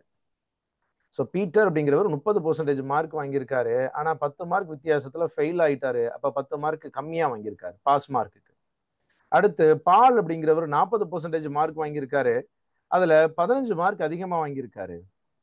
கேள்வியில என்னன்னா பாஸ் மார்க் எவ்வளவுன்னு கேள்வி. இதே மாதிரியான ஒரு கேள்வி நம்ம கிளாஸ்ல மேபி பாஸ் பர்சன்டேஜ் எவ்வளவுன்னு கால்குலேட் பண்ணியிருப்போம். இங்க பாஸ் மார்க் எவ்வளவுன்னு ஒரு கேள்வி. ஸோ 2% வித்தியாசத்துக்கும் மார்க் வித்தியாசம் 25 மார்க். ரைட். அவங்க 30% 40%க்கான வித்தியாசம் கழிச்சோம் அப்படின்னா 10%. 10 கம்மி 15 அதிகம் ரெண்டையும் கூட்டணும் அப்படின்னா ரெண்டுக்கும் வித்தியாசம் பார்த்தோம் அப்படின்னா 25. ஏன் அந்த இடத்துல அதை ஆட் பண்றோம் அப்படிங்கிறத கவனிங்க. ஒரு உதாரணத்துக்கு 70 மார்க் பாஸ் மார்க்னா 10 மார்க் கம்மினா பீட்டர் வாங்கின மார்க் 60 மார்க். 15 மார்க் அதிகம்னா 85 மார்க் அப்படிங்கிறது யார் வாங்கியிருக்காங்க? பால் வாங்கியிருக்காங்க. இப்ப இவங்க ரெண்டுக்கும் இருக்கக்கூடிய மார்க் வித்தியாசம் 25 மார்க் தானே. அதனாலதான் இந்த இடத்துல நான் எழுதி இத அந்த 10யும் 15யும் ஏன் கூட்டணுங்கிறது புரியறதுக்காக இங்க எழுதி காமிச்சிருக்கேங்க. ஸோ 10% 25 மார்க் அப்படின்னா இப்ப பீட்டர் வாங்கின மார்க் எவ்வளவுங்க? 30%. அப்ப 10% 25 மார்க் அப்படின்னா 30% 75 மார்க். டைரக்டாவே சொல்லிட முடியுதா? ரைட். இப்ப பீட்டர் வந்து பாத்தீங்கன்னா 10 மார்க் கம்மியில ஃபெயில் ஆயிட்டாரு. அந்த 10 மார்க் சேர்த்துட்டா பாஸ் ஆயிடுவாரு. பாஸ் மார்க் கிடைச்சிருமா? 85 மார்க் அப்படிங்கிறது pass mark. Answer option C. நீங்க ஈவன் பால்ல இருந்து கூட நீங்க ஃபைண்ட் அவுட் பண்ணலாம். பால் வாங்கின மார்க் 40%. ரைட். 10% 25 அப்படின்னா 40% அப்படிங்கிறது 100 மார்க். அவர் 15 மார்க் அதிகமா வாங்கியிருக்காரு. 15 கழிச்சிட்டோம் அப்படின்னா 85 மார்க்குங்கிறது பாஸ் மார்க்காக கிடைக்குங்க. ரைட். இந்த மாதிரியான கேள்வி ரொம்ப புதுசா எக்ஸாம்ல கேள்வி ஃப்ரேம் ஆயிருக்குங்க. ரைட். நல்லா பார்த்து வச்சுக்கோங்க. பர்சன்டேஜோடைய லாஜிக் தெரிஞ்சிருந்துச்சுன்னா உங்களால ஆன்சர் பண்ணியிருக்க முடியும். அந்த கேள்வி புரிதலும் இருந்துச்சு அப்படின்னா ரொம்ப சிம்பிளா முடிஞ்சிட முடியுங்க. இதுக்கு நீங்க முன்னாடி ஃபார்முலாவோ எதையாவது படிக்கணும் அப்படிங்கிற எதுவுமே கிடையாதுங்க. ரைட். சார் குரூப் 1ல தானே இப்படி கேட்டிருக்காங்க, குரூப் 4ல இப்படி கேட்பாங்களா? தயவு செய்து அப்படி யோசிச்சாதீங்க. ரைட். இதுல குரூப் 1 லெவல்ல கேட்கறதுக்குங்கிறது ஒண்ணுமே கிடையாது. ரைட். நல்லா புரிஞ்சுக்கோங்க. பர்சன்டேஜோடைய பேசிக் கேட்டிருக்காங்க, அவ்வளவுதான் இங்க இருக்க விஷயம். அடுத்து 11வது கேள்வி மென்சுரேஷன்ல கிட்டத்தட்ட 2 கேள்வி எக்ஸாம்ல ஃப்ரேம் ஆயிருக்கு. ரெண்டுமே ஏரியால இருந்து கேள்வியாக இருந்திருக்கு. ஸோ 2 கேள்வியுமே ஏரியா பேஸ் பண்ண மாதிரியான கேள்விங்க. ஒரு முக்கோணம் ஒரு செவ்வகம் இருக்கு. செவ்வகத்தினுடைய இது நீளம், இது அகலம். மிக குறைந்த பக்கம் தான் நீ அகலமாக இருக்கும். அதை விட 3 மடங்கு மூலை விட்டம் இருக்கு, டயகனல் இருக்குன்னு சொல்லியிருக்காங்க. 3 டைம்ஸ் ஆஃப் பி அப்படின்னு சொல்லியிருக்காங்க. அப்ப டயகனலுக்கான ஃபார்முலா எழுதலாம். டயகனலுடைய formula d² = L² + B². d² value 3bன்னு கேள்வியில சொல்லியிருக்காங்க. 3b the whole square எழுதிக்கலாம் l square plus b square. So 9b square equal to l square plus b square. b square இங்க வந்துச்சு அப்படின்னா 8b square equal to l square. அப்போ l உடைய value எழுதும் பொழுது root of 8b square equal to l ன்னு சொல்லலாம். root of 8 8 4 into 2 ன்னு எழுதலாம். 4 ரூட்ல இருந்து வெளியே எடுத்தா 2. அப்ப 2 root 2b equal to l அப்படிங்கிறது l உடைய மதிப்பு. இப்ப l is to b தான் கேட்காங்க. l அப்படிங்கிறது 2 root 2b is to b உடைய வேல்யூ ba தான். b யும் கேன்சல். 2 root 2 is to 1 அப்படிங்கிறது answer option D. 2 root 2 is to 1 அப்படிங்கிறது ஆன்சர் ஆப்ஷன் டி. அடுத்து 12வது கேள்வி ரொம்ப வித்தியாசமா சர்க்கிள்ல இருந்து ஒரு கேள்வி கேட்டிருந்திருக்காங்க. 3.5 சென்டிமீட்டர் ரேடியஸ் இருக்க மாதிரி 3 சர்க்கிள் இருக்கு. மூணுமே ஒன்னு மற்ற ரெண்டு கூட டச்ல இருக்க மாதிரி கனெக்ட் ஆகிருக்குன்னு சொல்லியிருக்காங்க. ரைட், எப்படி இருக்கும் அப்படின்னா இப்படி இருக்கும். ரைட், இப்போ அதனுடைய சென்டர் பாயிண்ட் எல்லாம் கனெக்ட் பண்ணோம் அப்படின்னா நமக்கு ஒரு ட்ரையாங்கிள் கிடைக்குது. எதுக்காக இந்த ட்ரையாங்கிளை எழுதுறோம் அப்படின்னா நம்ம கிட்ட இந்த பார்ட்டினுடைய வேல்யூ எவ்வளோன்னு கேட்குறாங்க. இங்க நடுவில் மிச்சம் இருக்கக்கூடிய இடம் இருக்கு இல்லைங்களா, இந்த இடத்தினுடைய வேல்யூ ஏரியா எவ்வளோன்னு கேட்குறாங்க. அப்போ நம்ம என்ன பண்ண போறோம் அப்படின்னா ஒரு ட்ரையாங்கிளை ஃபார்ம் பண்றோம். அந்த ட்ரையாங்கிளுடைய இது வந்து பாத்தீங்கன்னா இது 3.5 சென்டிமீட்டர், இது ஒரு 3.5 சென்டிமீட்டர், டோட்டலா 7 சென்டிமீட்டர். அப்ப 7 சென்டிமீட்டர் பக்கமாக இருக்கக்கூடிய ஒரு சமபக்க முக்கோணம் ஈக்குவலேட்ரல் ட்ரையாங்கிள் கிடைச்சிருக்கு. அதுல 3 செக்டார்ஸ் இருக்குங்க. 3 செக்டார்ஸ் இருக்கு, கவனிக்க முடியுதா? இந்த 3 செக்டார்னுடைய ஏரியாவையும் கழிச்சிட்டோம் அப்படின்னா நமக்கு அந்த மிடில் இருக்கக்கூடிய பார்ட் அப்படிங்கிறது கிடைக்கும். அப்போ ஈக்குவலேட்ரல் ட்ரையாங்கிளுடைய ஃபார்முலா √3/4a² minus 3 into 3 செக்டார்னுடைய ஃபார்முலா. ரைட், மூணுமே ஒரே சைஸ்ல தான் இருக்க போகுது. அப்போ 3 into θ/360 into πr² அப்படிங்கிறது வட்ட கோண பகுதி செக்டார்னுடைய ஃபார்முலா. இப்ப √3/4 a உடைய வேல்யூ 7ங்க, 7². ரைட், இது ஒரு 3.5, இது ஒரு 3.5, மொத்தம் 7ங்கிறது ஒரு சைடுங்க. மைனஸ் 3 into ஆங்கிள் வந்து பாத்தீங்கன்னா இது வந்து ஒரு ஈக்குவலேட்ரல் ட்ரையாங்கிள், சமபக்க முக்கோணம். சமபக்க முக்கோணத்துல எல்லா பக்கங்களும் சமமாக இருக்கும். அப்ப எல்லா கோணங்களும் சமமாக இருக்கும். ஒரு முக்கோணத்துக்கு 3 கோணம் இருக்கும். எல்லா கோணத்தையும் ஆட் பண்ணா 180 டிகிரி வரணும். அப்ப 3ஆ பிரிச்சோம் அப்படின்னா 60 டிகிரிங்கிறது ஒரு கோணம்ங்க. 60/360 இன்டூ பையோட வேல்யூ 22/7. ரேடியஸ் வந்து பாத்தீங்க அப்படின்னா 3.5 அப்படிங்கிறது 7/2 இன்டூ 7/2 எழுதிக்கலாம். r² எழுதியிருக்குங்க. 6ஆல இதை கேன்சல் பண்ணோம் அப்படின்னா 6 முறை, 60ஆலே கேன்சல் பண்ணிட்டோம் அப்படின்னா 6 முறை, 3ஆல இதை கேன்சல் பண்ணோம் அப்படின்னா 2, 2ஆல கேன்சல் பண்ணோம் அப்படின்னா 11, இந்த 7ஐயும் கேன்சல் பண்ணிடலாம். ஸோ 49 7². ஆப்ஷன்ல √3ங்கிறது அப்படியே இல்லை, பாயிண்ட்ல தான் எழுதுற மாதிரி இருக்கு. அப்ப √3க்கு வேல்யூ சப்ஸ்டியூட் பண்ணலாம். √3னுடைய value 1.732 divided by 4 minus 11 into 7 77 divided by 4, 2 into 2 4ங்கிறது கிடைக்குது. இப்போ 49ஐயும் 1.732ஐயும் மல்டிபிள் பண்ணும் பொழுது 84.868 மைனஸ் 77 டிவைடட் பை காமனா ஒரே 4ஆவே எழுதிக்கலாம். இது ரெண்டையும் கழிக்கும் பொழுது 7.868 டிவைடட் பை 4. ஸோ 4ஆல டிவைட் பண்ணும்போது 1.967 சென்டிமீட்டர் ஸ்கொயர் அப்படிங்கிறது ஆன்சர் ஆப்ஷன் ஏ. 1.967 சென்டிமீட்டர் ஸ்கொயர் அப்படிங்கிறது ஆன்சருங்க. 12th கொஸ்டினுடைய answer. லாஜிக் புரிஞ்சுக்க முடியுதா அப்படிங்கிறது பாருங்க. ரொம்ப வித்தியாசமான ஒரு கேள்வியா எக்ஸாம்ல ஃப்ரேம் ஆயிருக்குங்க. இந்த 2 கேள்வியும் வந்து பாத்தீங்க அப்படின்னா மென்சுரேஷன் பேஸ் பண்ண மாதிரியான கேள்வி. அடுத்தது டைம் அண்ட் ஒர்க் பேஸ் பண்ண மாதிரி கேள்வி. அதுல 3 கேள்வி எக்ஸாம்ல ஃப்ரேம் ஆயிருக்குங்க. ஸோ 3 கேள்வியில 2 கேள்வி ரொம்ப சிம்பிளா போட்டுற மாதிரியான கேள்வி. ஸோ 5 மிஷின் 5 நிமிஷத்துல 5 பார்ட்டை தயாரிக்குது அப்படின்னா 100 மிஷின்ஸ் எவ்வளவு நேரத்துல 100 பார்ட்ஸ் ரெடி பண்ணும். ஸோ இந்த 100 கேன்சல், 5 கேன்சல், 5 அப்படிங்கிறது எக்ஸ் உடைய வேல்யூ. ஸோ 5 minutes அப்படிங்கிறது ஆன்சர் ஆப்ஷன் ஏங்க.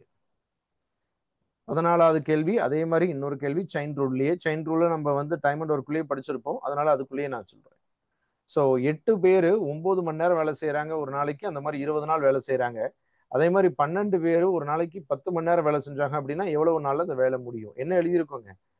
M1 into H1 into D1, M2 into H2 into D2. போன கேள்வி அதே ஃபார்மேட் தாங்க. 8 into 9 into 20 divided by 12 into 10 equal to X.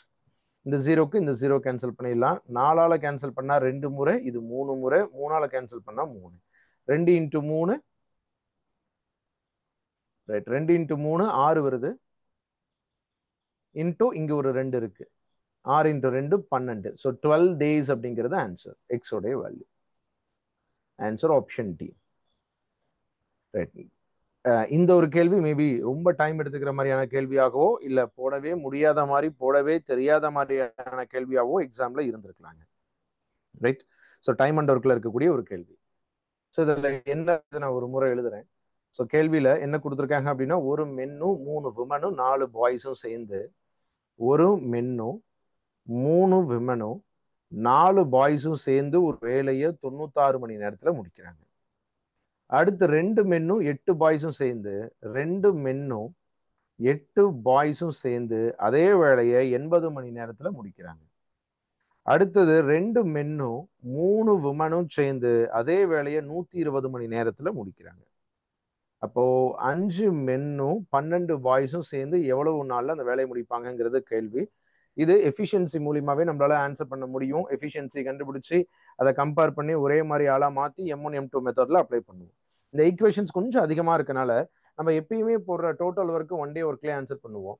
96க்கும் 80க்கும் 120க்கும் LCM எடுத்தோம் அப்படின்னா 180 பார்ட்ஸ் அப்படிங்கிறது மொத்த வேலை.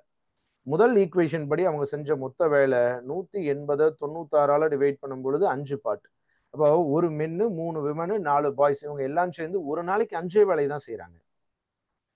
480/80, 2 மென்னும் 8 பாய்ஸும் சேர்ந்து ஒரு நாளைக்கு 6 வேலை செய்யறாங்க. 480/80 ரைட், 2 மென்னும் 3 விமனும் சேர்ந்து ஒரு நாளைக்கு 4 வேலையை செய்யறாங்க. ரைட். இப்ப இந்த ரெண்டாவது ஈக்குவேஷன் பாருங்க, 2 மென்னும் 8 பாய்ஸும் சேர்ந்து ஒரு நாளைக்கு 6 வேலை செய்யறாங்க அப்படின்னா இதுல 2 காமனா வெளியெடுத்துடலாம். ஒரு மென்னும் 4 பாய்ஸும் சேர்ந்து ஒரு நாளைக்கு எவ்வளவு வேலை செய்வாங்கன்னு சொல்லிட முடியுமா? ஒரு மென்னும் 4 பாய்ஸும் சேர்ந்தாங்க அப்படின்னா ஒரு நாளைக்கு 3 பார்ட்ஸ் தான் செய்வாங்க. இப்போ முதல் ஈக்குவேஷன்ல இந்த டேட்டா இருக்கு, அப்படியே சப்ஸ்டியூட் பண்ணா நம்மளால 3 விமனுடைய ஒர்க்கை சொல்லிட முடியும். நான் முதல் ஈக்குவேஷன் எழுதுறேன். ஒரு மென்னு பிளஸ் 4 பாய் பிளஸ் 3 விமன் ஒரு நாளைக்கு 5 வேலை செய்வாங்க. இவங்க 2 பேரும் சேர்ந்து ஒரு நாளைக்கு 3 வேலை செஞ்சுட்டாங்க அப்படின்னா 3 விமன் ஒரு நாளைக்கு செய்ய வேண்டிய வேலை 2 பார்ட்ஸா? ரைட், 3 விமன் ஒரு நாளைக்கு 2 வேலையை செய்யறாங்க. இந்த மூணாவது ஈக்குவேஷன் எடுத்து எழுதலாம். 2 மென்னு பிளஸ் 3 விமன் ஒரு நாளைக்கு 2 வேலை செஞ்சாங்க. அப்போ மொத்தம் 4 வேலை நடந்திருக்கு. அப்ப 2 மென்னுடைய ஒரு நாள் வேலை 2 பார்ட், ஒரு மென்னுடைய ஒரு நாள் வேலை 1 பார்ட்னு புரிஞ்சுக்க முடியுமா? ரைட். இப்போ மென்னுக்கு நமக்கு தெரிஞ்சிருச்சு, அதே மாதிரி பாய்ஸுக்கு தெரிஞ்சுக்கலாம். இப்போ இங்க இருக்கக்கூடியது எதையாவது எடுத்து பாய்ஸ்ல போடலாம். ரைட். இந்த ரெண்டாவது ஈக்குவேஷனை நான் திரும்ப எழுதுறேன். 2 மென் பிளஸ் 8 பாய்ஸ் வந்து ஒரு நாளைக்கு 6 வேலை செய்யறாங்க. இப்ப 2 மென்னு 2 வேலையை செய்வாங்க. ஏன்னா ஒரு மென் ஒரு வேலை செய்வாங்கன்னா 2 மென்னு 2 வேலையை செய்வாங்க. 8 பாய்ஸ் எவ்வளவு வேலையை செய்வாங்க அப்படின்னா 8 பாய்ஸ் வந்து பாத்தீங்கன்னா 4 வேலையை செய்வாங்க. ரைட். அப்போ 4 பாய்ஸ் 2 வேலையை செய்வாங்க அப்படிங்கிறத தெரிஞ்சுக்கிட்டோம். இப்ப 12 பாய்ஸ் வந்து எவ்வளவு வேலையை செய்வாங்க? 6 வேலையை செய்வாங்க. ரைட். ஆட்கள் 3 ஆகுது, இதுவும் 3ஆல பெருக்கி சொல்றோம். சரி, இப்ப எல்லாமே இருக்கு, நம்ம ஆன்சர் பண்ணலாம். என்னன்னா 5 மென்னும் 12 பாய்ஸும் சேர்ந்து எவ்வளவு வேலையை செய்வாங்கன்னா 5 மென் 5 வேலையை செய்வாங்க, 12 பாய்ஸ் 6 வேலையை செய்வாங்க, மொத்தம் 11 வேலை அவங்க 2 பேரும் சேர்ந்தாங்கன்னா ஒரு நாளைக்கு செய்வாங்க. 48 வேலை 480 வேலை, அது ஒரு நாளைக்கு 11 வேலை செஞ்சாங்க அப்படின்னா எவ்வளவு நாள்ல அந்த வேலை முடியுங்கிறது கேள்வி. ஸோ 480 11 டிவைட் பண்ணலாம். 4 முறை 44 மீதி 4 0, 3 முறை 33 மீதி 7. அப்போ 43 7/11 டேஸ்ல அந்த வேலை முடியும். 43 7/11 டேஸ்ல அந்த வேலை முடியும். ரைட். இங்க இவ்வளவு ஒர்க் அவுட் பண்ற மாதிரியான கேள்வி தான் எக்ஸாம்ல ஃப்ரேம் ஆயிருக்குங்க. ரொம்ப புதுசா இந்த மாதிரியான கேள்வி ஃப்ரேம் ஆயிருக்கு, அதை பத்தியும் தெரிஞ்சுக்குவோம். திரும்ப நான் ரிப்பீட் பண்றேன், இங்க என்னெல்லாம் பண்ணும் அப்படிங்கிறது. ரைட். இங்க என்னெல்லாம் பண்ணும் அப்படிங்கிறது ஒரு முறை திரும்ப ரிப்பீட் பண்றேன், கவனிங்க. முதல்ல மொத்த வேலையை கண்டுபிடிச்சேன், அந்த 3 ஈக்குவேஷனுடைய ஒரு நாள் வேலையை கண்டுபிடிச்சிட்டேன்.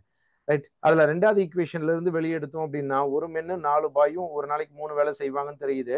அதே ஃபர்ஸ்ட் ஈக்குவேஷன்ல இருக்கு, அதுல போய் அப்ளை பண்ணோம் அப்படின்னா 3 விமன் ஒரு நாளைக்கு எவ்வளவு வேலை செய்வாங்கிறது தெரியுது. அந்த 3 விமன் ஒரு நாளைக்கு எவ்வளவு வேலை செய்வாங்கிறத மூணாவது ஈக்குவேஷன்ல போடும் பொழுது ஒரு மென்னுடைய ஒரு நாள் வேலைங்கிறது தெரியுது. அதை எடுத்துட்டு வந்து மறுபடியும் ரெண்டாவது ஈக்குவேஷன்ல போடும் பொழுது 12 பாய்ஸ்னுடைய வேலை தெரிஞ்சுக்க முடியுது. அப்ப ஒரு 5 மென் 5 வேலை செய்வாங்க, 12 பாய்ஸ் வந்து 6 வேலை செய்வாங்க. இவங்க 2 பேரும் சேர்ந்தாங்கன்னா ஒரு நாளைக்கு 11 வேலை செய்வாங்க. 480 வேலையை முடிக்கிறதுக்கு அவங்களுக்கு 43 7/11 நாட்கள் ஆகுது அப்படிங்கிறத ஃபைண்ட் அவுட் பண்ணியிருக்கோம். ஸோ ஆன்சர் ஆப்ஷன் சிங்க, 43 7/11 டேஸ் அப்படிங்கிறது ஆன்சர். ரைட். அடுத்தது இந்த மேபி இந்த ஒரு கேள்வி டைம் எடுத்துக்கிற கேள்வியாகவும் இருந்திருக்கலாம். அதே மாதிரி வந்து பார்த்தீங்க அப்படின்னா மேபி தப்பு பண்ற கேள்வியாகவும் இருந்திருக்கலாங்க. இல்லை எப்படி போடணுங்கிறது தெரியாம மாதிரி கூட இருந்திருக்கலாம். அதுக்காக தான் நம்ம டீட்டெயிலாக அதை எக்ஸ்பிளைன் பண்ணி காமிச்சிருக்கேன். அடுத்து நான் முதல்ல சொன்ன மாதிரி 15 கேள்வி ரீசனிங் ஆப்டிடியூட்ல கேட்கல, 17 கேள்விகள் கேட்டிருக்காங்க. 16ஆவதா வந்து பார்த்தீங்க அப்படின்னா சிம்பிளிஃபிகேஷன் வந்து ஒரு கேள்வி. போட்மாஸ் ரூல் பேஸ் பண்ண மாதிரியான சிம்பிளிஃபிகேஷன் தான், ஆனால் கொஞ்சம் டைம் எடுத்துக்கிற மாதிரியான சிம்பிளிஃபிகேஷனாக இருந்திருக்கு. போன கேள்வி கூட எப்படி போடணுங்கிறது தெரியாம தப்பு பண்ணலாம். இந்த கேள்வியில தப்பு பண்றதுக்கு வாய்ப்பு இல்லை, போடுறதுக்கு நேரம் அதிகமாக இருக்கலாம், மற்றபடி வேற ஒன்றும் கிடையாது. ஸோ முதல்ல வி போட்மாஸ்.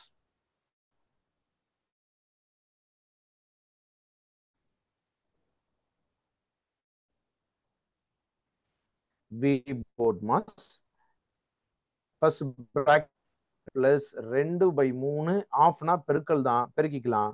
ரைட், இது ரெண்டையும் முதல்ல பெருக்கிட்டோம் அப்படின்னா 6/9 பிளஸ் 2/6. இதை சிம்பிளிஃபை பண்ணோம் அப்படின்னா 2/3 பிளஸ் 1/3 ஆட் பண்ணோம் அப்படின்னா 3/3 1. அப்ப இந்த பிராக்கெட்ல இருந்து நமக்கு என்ன கிடைக்குது அப்படின்னா 1 கிடைக்குது. அப்ப மீதி இருக்கிறத மட்டும் நம்ம கணக்கு போட்டா போதும். ஏன்னா மறுபடியும் ஆஃப் தான் ஃபர்ஸ்ட் பண்ணணும். 2/5 1ஆல பெருக்குனா 2/5 தான். இங்க இருக்கக்கூடிய ஒன்னொன்னையும் நான் தனித்தனியா எழுதுறேன். 5 மைனஸ் 5/3 அப்படிங்கிறத எல்சிஎம் 15 5/3 10/3ங்கிறது கிடைக்குது. அடுத்து இங்க மேல இருக்கிறது எழுதுறேன். 4 மைனஸ் 2 டிவைடட் பை 4 மைனஸ் 1/2. அப்போ 4 மைனஸ் 2 டிவைடட் பை 7/2. 4 மைனஸ் 2 இது தலைகீழ மேல போச்சு அப்படின்னா 2/7. அப்ப 4 மைனஸ் 4/7 எல்சிஎம் எடுத்தோம் அப்படின்னா 28 மைனஸ் 4 24/7ங்கிறது மேல கிடைக்குது. அடுத்து கீழே 5 மைனஸ் 3/2. So 10 minus 7/2. ரைட், எல்லாமே இங்க ஒர்க் அவுட் பண்ணிட்டோம். அதை மட்டும் இப்ப தனியா எடுத்து எழுதுறேன். அப்போ 6 டிவைடட் பை இதை என்னவா மாத்தி இருக்கும் அப்படின்னா 10/3 வகுத்தல். இங்க மேல இருக்கிறது என்னவா எழுதி கண்டுபிடிச்சிருக்கோம் அப்படின்னா 24/7. கீழே இருக்கிறத 7/2 மைனஸ் 2/5 ஆஃப் 1 இன்டூ 1 அதை பெருக்கியாச்சு விட்டுறலாம். ரைட், அப்போ 6 இன்டூ இதை ரெசிப்ரோக்கலா எழுதணும் அப்படின்னா 3/10 எழுதலாம். ரைட், இதை பெருக்கலா எழுதும் பொழுதுங்க கீழே இருக்கிறது மேல போகும். ரைட், ஒரு ஸ்டெப் எழுதி எழுதுறேன். 7/2 டிவைடட் பை 24/7 மைனஸ் 2/5. ரைட், அப்போ 6 இன்டூ 3/10 இன்டூ 7/2 இதை மேல கொண்டு வரும் பொழுது 7/24 மைனஸ் 2/5. இப்போ முதல்ல பெருக்கல் ஒர்க் அவுட் பண்ணிடலாம், அதுக்கப்புறம் கழித்தலுக்கு போகலாம். ஸோ 2ஆல இதை கேன்சல் பண்ணோம் அப்படின்னா 3 முறை, 3ஆல இதை கேன்சல் பண்ணோம் அப்படின்னா 8 முறை. Right, so 7 into 7 49, 49 into 3 147 divided by 10 into 8 80 minus 2/5.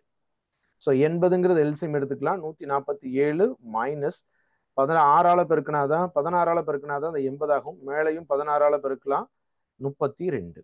இது ரெண்டையும் கழிச்சோம் அப்படின்னா 80 பவர்ல நியூமரேட்டர்ல 115.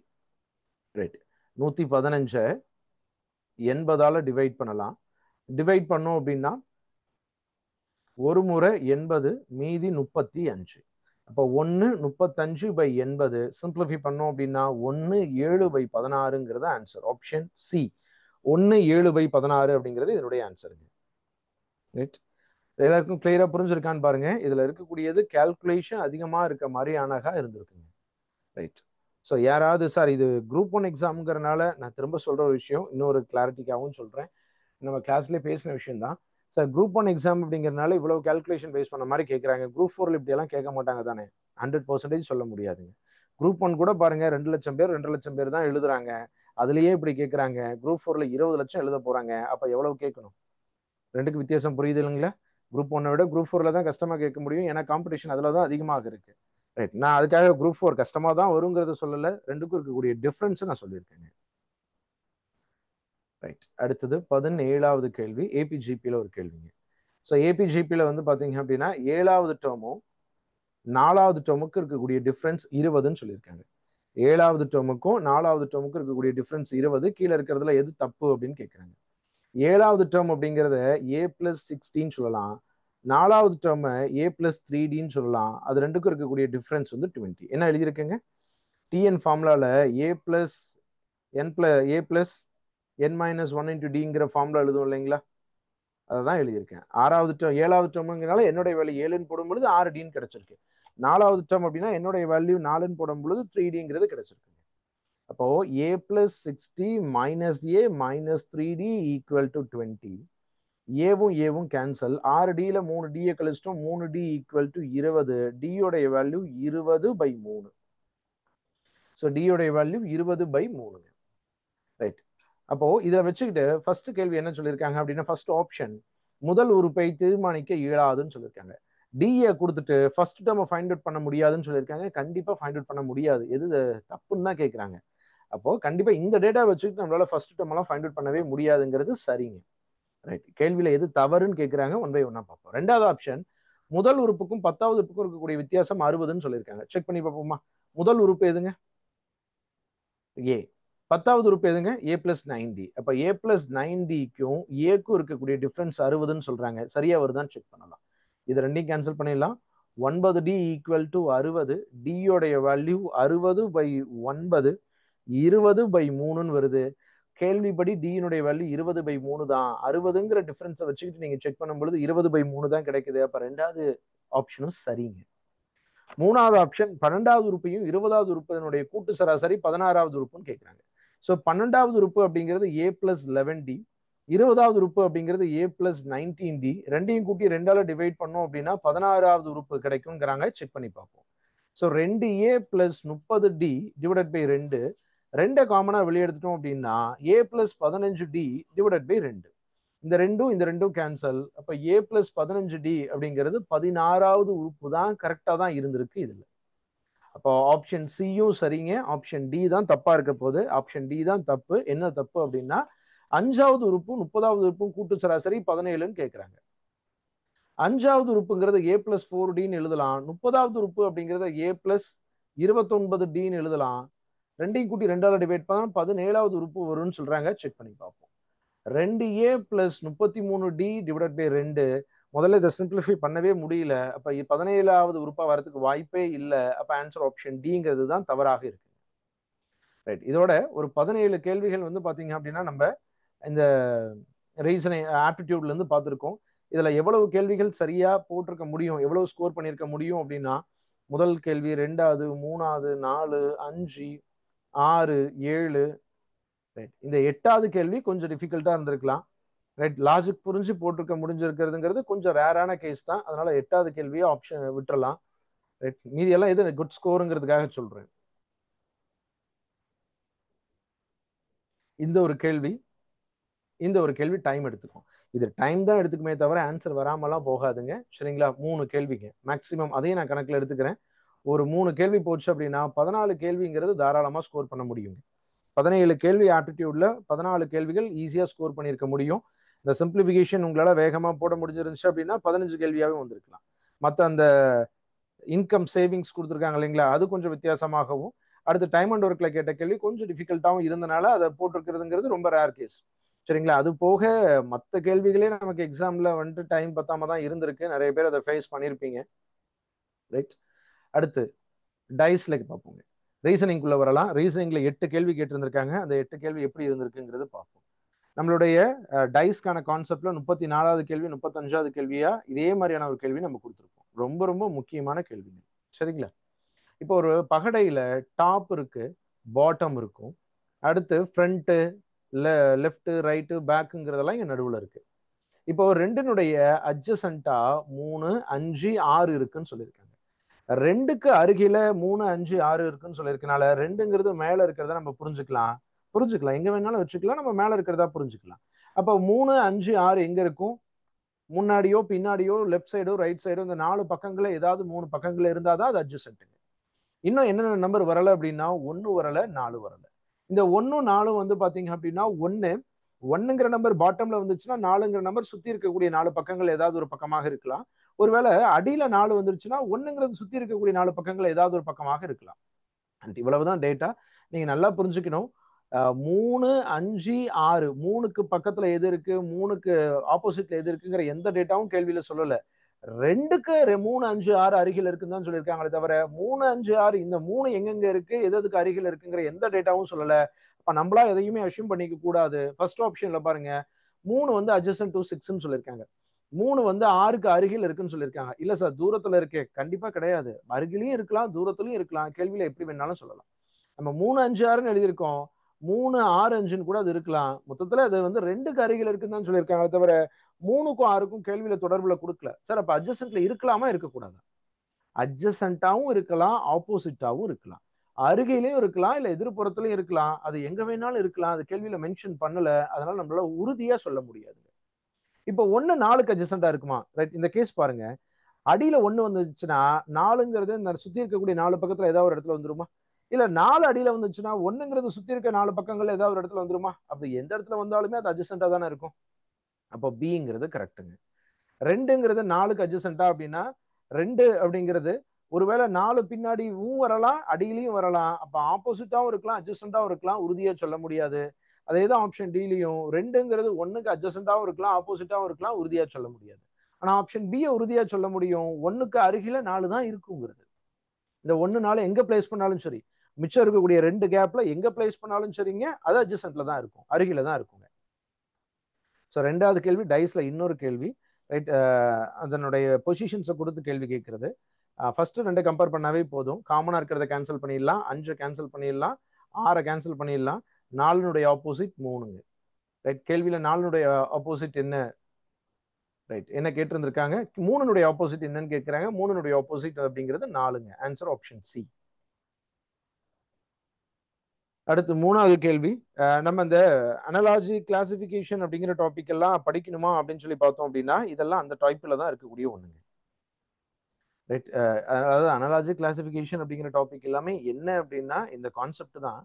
ரைட். இப்படி நீங்க அதை அப்ளை பண்ணும் பொழுதே ஆல்பபெட்ஸ் வச்சு தான் செக் பண்ணுவீங்க. அதே தான் அங்கேயும் பண்றோங்க. ரைட். இப்போ சியில இருந்து வந்து பாத்தீங்க அப்படின்னா 4வது லெட்டர் ஜிங்க, ஜியில இருந்து 4வது லெட்டர் கே, கேல இருந்து 4வது லெட்டர் ஓ. அதே மாதிரி எல்லாமே இருக்கும். இது மட்டும் வித்தியாசமா இருக்கு. Answer option D. இது மட்டும் ஆட் ஒண்ணுங்க.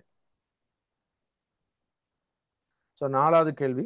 ஸோ 4வது கேள்வி வந்து பாத்தீங்கன்னா 0.5, 0.6, 1.5, 4, 8.9. நெக்ஸ்ட் நம்பர் என்னன்னு கேட்குறாங்க. இதெல்லாம் பாயிண்ட்ல இருக்கிறதுனால உங்களால அந்த பேட்டர்னை ஈஸியா புரிஞ்சுக்க முடிஞ்சிச்சு அப்படின்னா ஓகே. அது புரிஞ்சுக்கிறது டிஃபிகல்ட்டா இருக்கு அப்படின்னா பாயிண்ட்டை விட்டுறலாம். எல்லாமே ஒரு டிஜிட் தள்ளி தான் பாயிண்ட் இருக்கு. அப்ப 10ஆல பெருக்கிடலாம். இது 5 ஆயிருச்சு, இது 6 ஆயிருச்சு, 15 ஆயிருச்சு, 40 ஆயிருச்சு, 89 ஆயிருச்சு. இப்போ ஈஸியா பேட்டர்னை புரிஞ்சுக்க முடியுமா? ரெண்டுக்கும் டிஃபரன்ஸ் 1, அது 1 ஸ்கொயர். இது ரெண்டுக்கான டிஃபரன்ஸ் 9, அது 3 ஸ்கொயர். இது ரெண்டுக்கான டிஃபரன்ஸ் 25, அது 5 ஸ்கொயர். இது ரெண்டுக்கான டிஃபரன்ஸ் 49, அது 7 ஸ்கொயர். அப்ப அடுத்தது வந்து பாத்தீங்கன்னா 9 ஸ்கொயர் 81 இருக்கும். 89 கூட 81 கூட்டணும் அப்படின்னா 170, 170 எழுதிக்கலாம். இப்ப எல்லா நம்பரையும் 10ஆல பெருக்கி இருந்தோம். கடைசியில அந்த 10ஆல வகுத்துட்டோம் அப்படின்னா 17.0ங்கிறது ஆன்சர் ஆப்ஷன் டி. ரைட். அந்த பாயிண்ட் உங்களுக்கு டிஃபிகல்ட்டா இருக்கக்கூடாதுங்கிறதுக்காக நான் 10ஆல பெருக்கி ஒர்க் அவுட் பண்ணியிருக்கேன். ஒருவேளை அது உங்களுக்கு பிரச்சனை இல்லை அப்படின்னா நீங்க அந்த பாயிண்ட்டை வச்சுக்கிட்டே கூட அதன் பேட்டர்னை சொல்லிட முடியுங்க. ரைட். இது இந்த ஆல்பா நியூமரிக் ரீசனிங்ல ஒரு கேள்விங்க. நான் உங்ககிட்ட திரும்ப திரும்ப கிளாஸ்ல சொல்லிக்கிட்டே இருந்தேன். ரீசனிங்ல 10 கேள்வியில கண்டிப்பா ஒரு கேள்வி ஆல்பா நியூமரிக்ல இருந்து கேட்பாங்க.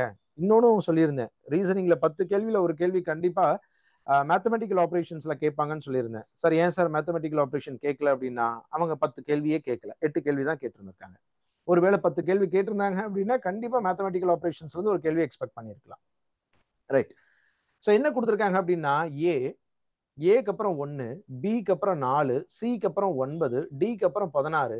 ஏங்கிறது முதல் எழுத்து, அதனால 1 ஸ்கொயர் பண்ணி எழுதியிருக்காங்க. பிங்கிறது 2வது எழுத்து, 2 ஸ்கொயர் பண்ணி எழுதியிருக்காங்க. சிங்கிறது 3வது எழுத்து, டிங்கிறது 4வது எழுத்து, 4 ஸ்கொயர் பண்ணி எழுதியிருக்காங்க. அப்ப என்ன கேட்கறாங்க அப்படின்னா what is the value of the numbers followed by P and Q. P and கியூவை ரைட், எந்த நம்பரை ஃபாலோ பண்ணி பி அண்ட் கியூ இருக்கோ அதனுடைய டோட்டல் கேட்கறாங்க. அப்ப நம்ம ஆல்பபெட்ஸ் எழுதிட்டு வந்தோம் அப்படின்னா ஓ எழுதுவோம். ஓங்கிறது 15வது எழுத்து. அடுத்து பி எழுதுவோம். பிங்கிறது 16வது எழுத்து. அடுத்து கியூ. கேள்வியில பிக்கும் கியூவுக்கும் முன்னாடி இருக்க நம்பருடைய டோட்டல் என்னன்னு கேட்கறாங்க. அதுதான் number followed by P and கியூன்னு சொல்லியிருக்காங்க. Right. Numbers followed by P and Q. அப்போ numbers followed by P and Q அப்படின்னா பி அண்ட் கியூக்கு முன்னாடி இருக்கக்கூடியது என்ன அப்படின்னு பார்த்தோம்னா 15 ஸ்கொயர் பண்ணோம் அப்படின்னா 225, 16 ஸ்கொயர் பண்ணோம் அப்படின்னா 256, ரெண்டையும் ஆட் பண்ணா 481. Answer option D 481. அடுத்து 6வது கேள்வி ரேஷியோ பேஸ் பண்ண மாதிரி, அதாவது ஏஜஸ் பேஸ் பண்ண மாதிரியான ரொம்ப பேசிக்கான கேள்வி. ஸோ மேரி அண்டு அவங்களுடைய பிரதர் இருக்காங்க. மேரியினுடைய பிரசன்ட் ஏஜ் வந்து 16, அது அவங்க பிரதருடைய 4 மடங்குன்னு சொல்லியிருக்காங்க. இப்ப 4ஆல வகுத்தா பிரதருக்கு 4 வயசுன்னு தெரிஞ்சிருச்சு. இப்ப எப்ப வந்து மேரியினுடைய வயசு பிரதருடைய வயசுல டபுள் ஆக இருக்கும் அப்படின்னு கேட்கிறாங்க. டபுள் இப்ப 4 மடங்காக இருக்கு இல்லைங்களா, அந்த மாதிரி டபுளா இருக்கும் பொழுது மேரிக்கு என்ன வயசுன்னு கேட்கிறாங்க. ஆப்ஷன்ஸே யூஸ் பண்ணிக்கலாம். ஸோ மேரிக்கு 20 வயசு இருந்துச்சு அப்படின்னா இன்னும் 4 வருஷம் கழிச்சு கிடைக்கும். ரைட், இன்னும் 4 வருஷம் கழிச்சு பிரதருக்கு வந்து 8 வயசா இருக்கும். இது 2 மடங்கு கிடையாது. ரைட், கேள்வியில சொன்ன 2 மடங்கு இருக்காங்கிறத செக் பண்றோம். அடுத்த 2வது ஆப்ஷன், ஒருவேளை மேரிக்கு 24 வயசு ஆகும் பொழுது, ரைட், பிரசன்ட்ல 16 வயசா இருக்காங்க மேரி, 8 வருஷம் கழிச்சு 24 வயசு ஆகும், மறுபடியும் 8 வருஷம் கழிச்சு 12 வயசு ஆயிருக்கும் பிரதருக்கு. 2 மடங்கு கேள்வியில சொன்ன மாதிரி இருக்கா? ரைட், அந்த பிரதருக்கு 12 வயசு ஆகும் பொழுது மேரிக்கு 24 வயசா இருக்கும், 2 மடங்காக இருக்கு. அப்ப 2 மடங்கா இருக்கும் பொழுது மேரியுடைய வயசு எவ்வளவுனா 24. Answer option B. அடுத்து 7வது கேள்வி, 5 பெண்கள் இருக்காங்க, ஒரு வரிசையில உட்கார்ந்துருக்காங்க 5 பேர். ரைட், ரோசி என்பவர் சிவநந்தினிக்கு மற்றும் அபிக்கு அருகில் இல்லை. அடுத்து அனுராதா சிவநந்தினிக்கு அருகில் இல்லை. ரோசி மோனிகாவிற்கு அருகில் இருக்கிறார். மோனிகா வரிசையில் நடுவில் இருக்கிறார்னு சொல்லியிருக்காங்க. ரைட், இதுல 5 டேட்டா 5 இருக்காங்க அப்படின்னு பாத்தீங்க அப்படின்னா ரோஸ் போட்டாலும் சரி 2 1 எங்க போட்டாலும் ஒரே ஆன்சர் தான் கிடைக்கும். ரோசி மோனிகாக்கு அருகில் இருக்காங்க. இப்ப இன்னும் யார் யார் இருக்காங்க அப்படின்னா சிவநந்தினி இருக்காங்க, அபி இருக்காங்க, அடுத்தது அனுராதா இருக்காங்க. இப்ப கேள்வியில அனுராதாங்கிறவங்க சிவநந்தினிக்கு பக்கத்துல இல்ல. அடுத்து வந்து பாத்தீங்க சிவநந்தினிக்கு பக்கத்துல இல்ல அப்படின்னா இங்க சிவநந்தினியை போட்டீங்க அப்படின்னா அனுராதாவை இங்க எழுதவே முடியாது. ஒருவேளை இங்க சிவநந்தினியை போட்டீங்கன்னா இங்க அனுராதாவை எழுதவே முடியாது. அனுராதாவை இங்க மட்டும்தான் எழுத முடியும். ரைட், அனுராதா இங்க இருக்காங்க. கேள்வி என்னன்னா அனுராதாக்கு அருகில யார் இருக்காங்கன்னு கேக்குறாங்க. அனுராதாக்கு அருகில ரோசி இருக்கிறாங்க. ஆன்சர் ஆப்ஷன் ஏ. ரைட், அப்போ சிவநந்தினியும் வேற யாரு அபி, இவங்க 2 பேரும் இங்க 2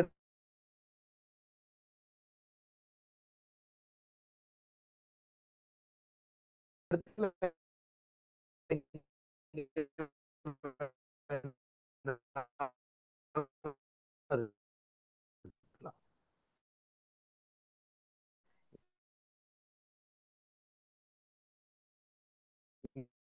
இங்க சிவநந்தினி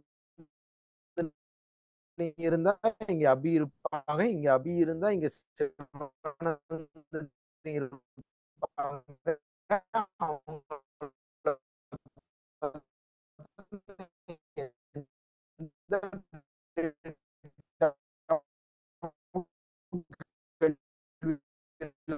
அதுக்கப்புறம் இல்ல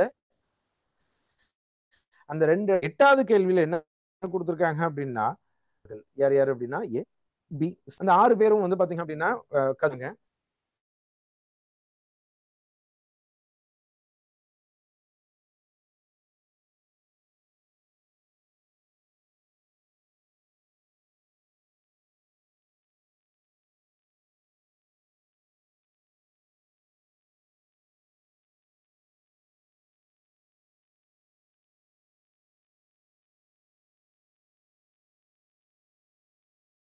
அடுத்து என்ன சொல்றாங்க அப்படின்னா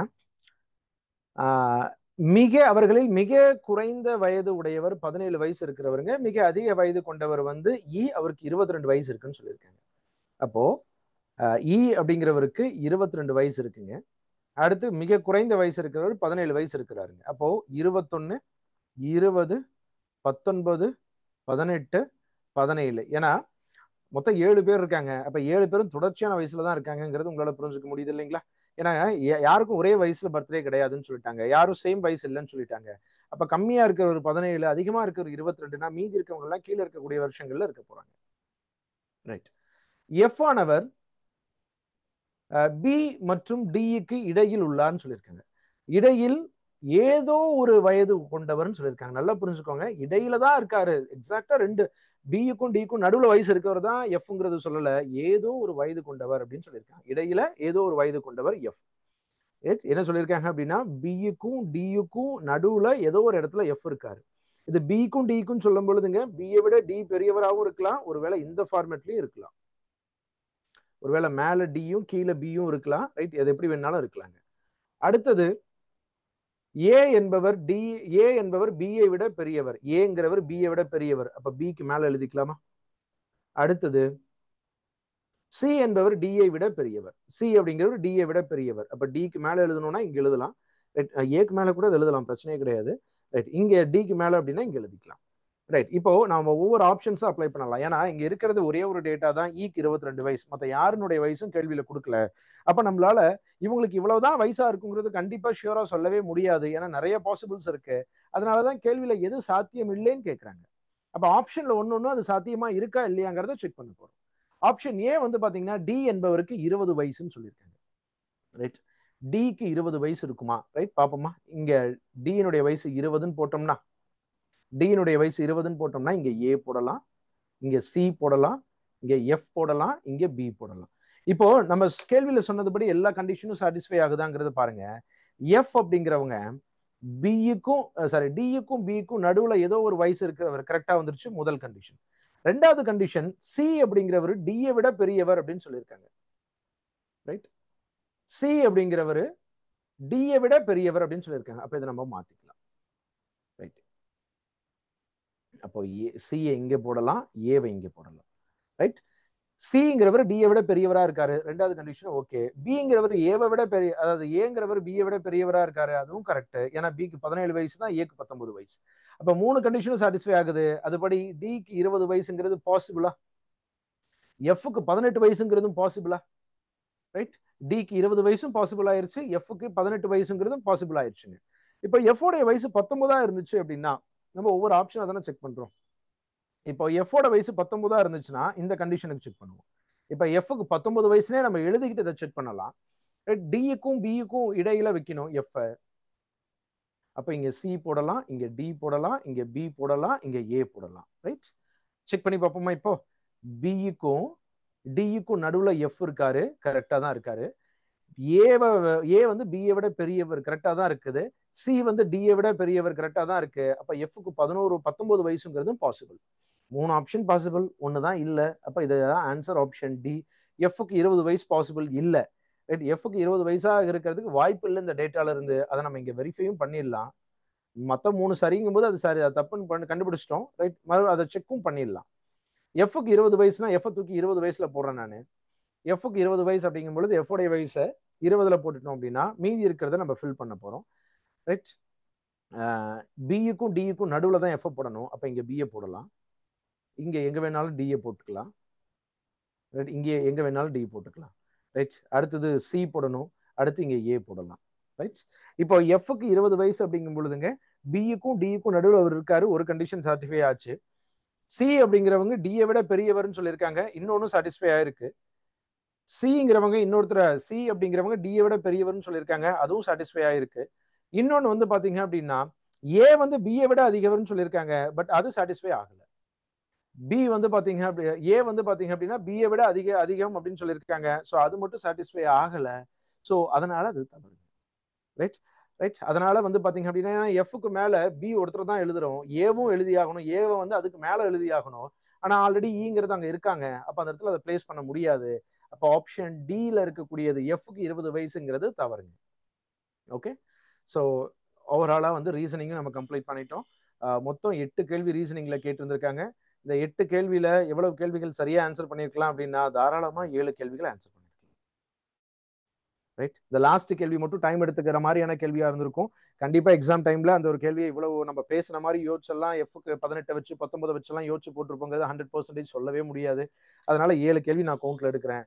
அதே மாதிரி ஆப்டிடியூட்ல 17 கேள்வியில 14 கேள்வி போட்டுற முடியும்னு சொல்லியிருந்தேன். அப்போ மொத்தம் 25 கேள்வியில 21 கேள்விங்கிறது நார்மல் ஸ்கோருங்க. 21 கேள்வி ஸ்கோர் பண்றதுக்கு பெரிய டிஃபிகல்ட்டே கிடையாது இந்த எக்ஸாமை பொறுத்த வரைக்கும். ஸோ ஸ்டாண்டர்டா எல்லாத்தாலையுமே 20க்கு மேல ஸ்கோர் பண்ணியிருக்க முடியும். ரைட், உங்களுக்கான டைம் நீங்க வேகமா ஸ்பீடப்பா போடுவீங்க, உங்களுக்கு மற்ற ஜிகே எல்லாம் முடிச்சு டைம் இருந்திருக்கு அப்படின்னா உங்களால அந்த மீதி இருந்த ரேஷியோ கேள்விகளையோ இந்த சிம்பிளிஃபிகேஷன் பேஸ் பண்ண மாதிரியான கேள்வி எல்லாமே ஒர்க் அவுட் பண்ணி போட்டிருக்க முடியும். ரைட். ஸோ அடுத்து நீங்க குரூப் 4 ப்ரிப்பேர் பண்றவங்க என்ன புரிஞ்சுக்கிறீங்க அப்படின்னா, பேட்டர்ன் அப்படிங்கிறத விட்டுருங்க, அது பிரச்சனையே கிடையாது. எக்ஸ்ட்ரா கூட ஒரு கேள்வி 26 கேள்வி 27 கேள்வியை கூட எக்ஸாம்ல கேட்கட்டும், போன குரூப் 4 மாதிரி. சரிங்களா? நம்மளை பொறுத்த வரைக்கும் வந்து பாத்தீங்க அப்படின்னா சிலபஸ்ல இருக்கக்கூடிய டாபிக்கை தாண்டி இருக்கக்கூடிய விஷயங்களை எல்லாத்தையுமே பார்த்துக்கோங்க. நீங்க சிலபஸை தாண்டி பார்க்கணும்னா என்னென்ன டாபிக்ஸ் ஆர் படிக்கணும், கன்ஃபியூஸே ஆக வேண்டாம். நம்ம கிளாஸ்ல என்னென்ன டாபிக் ஆப்டிடியூடுக்கும் ரீசனிங்கும் கொடுத்தோமோ அதெல்லாமே நல்லா பார்த்துக்கோங்க. ஸோ வெறும் ஃபார்முலா ஷார்ட்கட்ஸை மட்டும் வச்சுக்கிட்டு நம்ம ஒண்ணுமே பண்ண முடியாதுங்கிறது இந்த எக்ஸாம்ல இருந்து தெரிஞ்சிருக்கும்னு நினைக்கிறேன். இது இந்த எக்ஸாம்னு கிடையாது, கிட்டத்தட்ட ஒரு 2 வருஷமாவே வந்து பாத்தீங்க அப்படின்னா வெறும் ஷார்ட்கட்ஸை வச்சு மட்டும் எல்லா கேள்வியும் போடவே முடியாது. இங்கெல்லாம் போடவே முடியாத மாதிரி தான் கேள்விகள் கேட்டிருந்திருக்காங்க. ஸோ இந்த ஏபிஜிபில எல்லாமே ரொம்ப லாஜிக்கலான கேள்வியா வந்து உங்களுக்கு எக்ஸ்பெக்ட் பண்ற மாதிரி அதாவது கொடுத்துருந்துருக்காங்க. முதல்ல பேசிக்ஸ் தெரியணும். பெர்சன்டேஜ்ல அந்த பாஸ் மார்க் இருந்துச்சு பாத்தீங்களா, அதெல்லாம் கால்குலேஷனே கிடையாதுங்க. கான்செப்ட் புரிஞ்சிருந்துச்சுன்னா பெர்சன்டேஜ் வச்சு உங்களால ஆன்சர் பண்ணியிருக்க முடியும். அப்போ நீங்க நல்லா மீதி இருக்கக்கூடிய நேரத்தை ஒவ்வொரு டாபிக்கும் நல்ல புரிதலோட நம்ம கிளாஸ்ல ரொம்ப டீட்டெயிலா வந்து பாத்தீங்க அப்படின்னா இன்ட்ரோடக்ஷன்லேயே வந்து பாத்தீங்கன்னா இன்ட்ரோடக்ஷனாவே ஒரு கிளாஸா பார்த்துருப்போம். ஒவ்வொரு டாபிக்கும் அதுல பேசிக்ஸா டிஸ்கஸ் பண்ணியிருப்போம். ஸ்ட்ராங்கா வந்துட்டு கான்செப்ட் எக்ஸ்பிளைன் பண்ணியிருப்போம். அந்த புரிதலோட இந்த ஒரு டாபிக்கை எல்லா டாபிக்கும் அப்ரோச் பண்ணி பாருங்க. ரைட். ஓகேங்க, தேங்க்யூ.